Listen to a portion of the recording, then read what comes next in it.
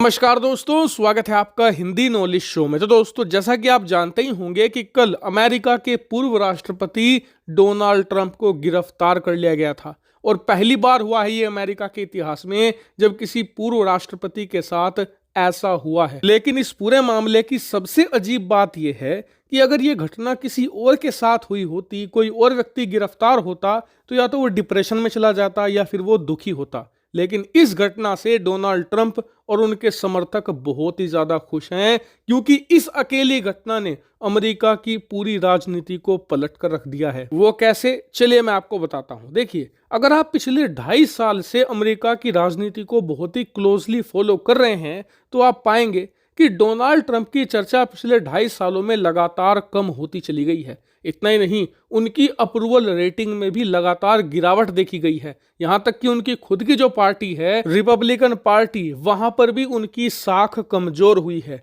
उदाहरण के लिए अमेरिका का एक राज्य है फ्लोरिडा, वहां के जो गवर्नर है, जैसे हमारे यहाँ पर राज्य के मुख्यमंत्री होते हैं, अमेरिका में डायरेक्टली गवर्नर होते हैं, तो वहां के जो गवर्नर हैं वो रिपब्लिकन पार्टी के हैं। इनका नाम है रोन डिसांटिस। और आप जानकर हैरान होंगे कि अब से कुछ महीने पहले डोनाल्ड ट्रंप की पॉपुलैरिटी इतनी गिर गई थी कि उनकी खुद की पार्टी में लोग ये कह रहे थे कि अगले साल जो इलेक्शन होगा, हमारी तरफ से डोनाल्ड ट्रंप नहीं, डिसांटिस ही अगले कैंडिडेट होंगे जो बाइडेन या उनकी पार्टी के खिलाफ इलेक्शन लड़ेंगे और हम इन्हें ही अपनी पार्टी की तरफ से राष्ट्रपति पद का नॉमिनेशन देंगे। दरअसल अमेरिका में 2 पार्टी हैं, डेमोक्रेटिक और रिपब्लिकन।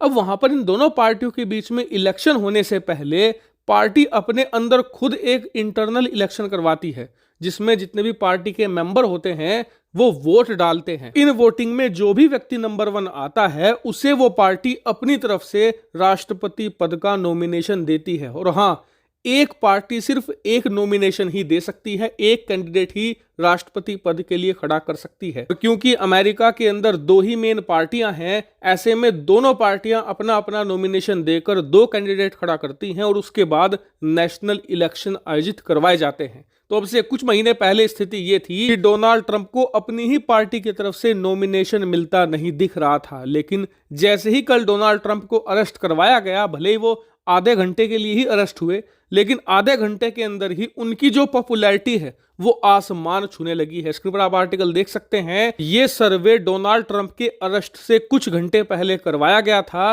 और अब बताया जा रहा है कि अरेस्ट के बाद तो पॉपुलैरिटी और ज्यादा तेजी से जंप ले रही है। और डोनाल्ड ट्रंप के लिए सबसे अच्छी बात तो यह है, स्क्रीन पर आप देखिए, इस सर्वे में अमेरिका की तमाम पार्टियां और तमाम लोगों से यह पूछा गया कि डोनाल्ड ट्रंप के खिलाफ जो ये कार्रवाइयां हो रही हैं, क्या ये राजनीति से प्रेरित हैं, क्या ये राजनीति में बदला लेने के लिए की जा रही है। तो ना सिर्फ डोनाल्ड ट्रंप की पार्टी बल्कि जो डेमोक्रेटिक पार्टी है, यानी कि राष्ट्रपति बाइडेन की पार्टी, उसके लोग भी इसको लेकर हाँ कह रहे हैं। यानी कि एक बात तो साफ है कि डोनाल्ड ट्रंप अक्रॉस अमेरिका अपनी जो अप्रूवल रेटिंग है, जो अपनी पॉपुलैरिटी है, उसमें तेजी से ग्रोथ दिखा रहे हैं और ये उनके भविष्य के लिए बहुत ही ज्यादा क्रिटिकल है। और आपको बता दूं कि ये तो अभी बस शुरुआत है। दरअसल जैसे ही कल डोनाल्ड ट्रंप को अरेस्ट किया गया था, उसके कुछ ही समय के बाद उन्हें छोड़ दिया गया।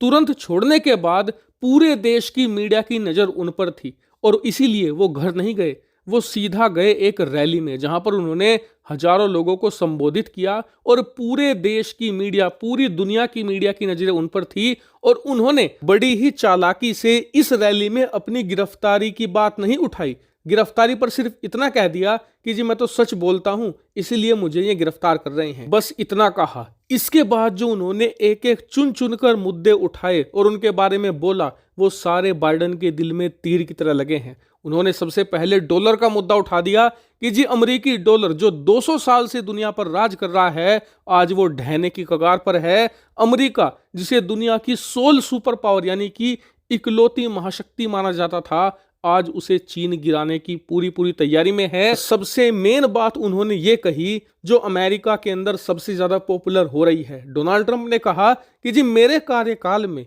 वही चीन जो भीगी बिल्ली बना बैठा रहता था, दक्षिणी चीन सागर में हमारी नौसेना जब चाहे तब घुस जाया करती थी और चीन की सेनाओं को, चीन की सरकार को हमने अपनी बगल में दबा के रखा हुआ था। आज वही चीन शेर बन चुका है। आज वही अमेरिका की सीमाओं में अपने जासूसी गुब्बारे घुसाने की हिमाकत करता है और बाइडेन के कार्यकाल में चीन वो कर रहा है जो ना तो सोवियत यूनियन कर पाया ना ही रूस कर पाया। मतलब चीन हमारी सीमाओं में घुस आया है, हमारे दरवाजे पर अपनी परमाणु पनडुब्बी लेकर खड़ा है और हमारा राष्ट्रपति व्हाइट हाउस में दुबक कर बैठा है। और ये तो कुछ भी नहीं, इससे भी ज्यादा खतरनाक बातें वो अपनी रैलियों में इस समय कर रहे हैं और ये सारी बातें बाइडेन के दिल में तीर की तरह लग रही हैं। और इसी वजह से अब से ठीक 1 महीना पहले जब बाइडेन के लोग खुले में ये कहते घूम रहे थे कि हम कभी भी डोनाल्ड ट्रंप को गिरफ्तार करवा सकते हैं, तो वो बड़े बड़े अमेरिका के लोग, वो बड़े बड़े सेलिब्रिटी जो बाइडेन को सपोर्ट करते हैं, वो खुले में कह रहे थे कि ऐसा मत करना, क्योंकि अभी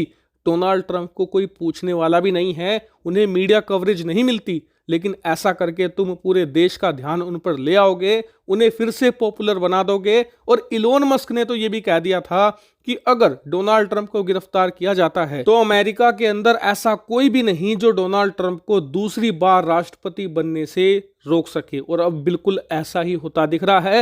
हालांकि अमेरिका की अंदरूनी पॉलिटिक्स पर मेरी पूरी नजर है, जैसे कुछ वहां पर बड़ा घटता है मैं तुरंत आपको सूचित करूंगा।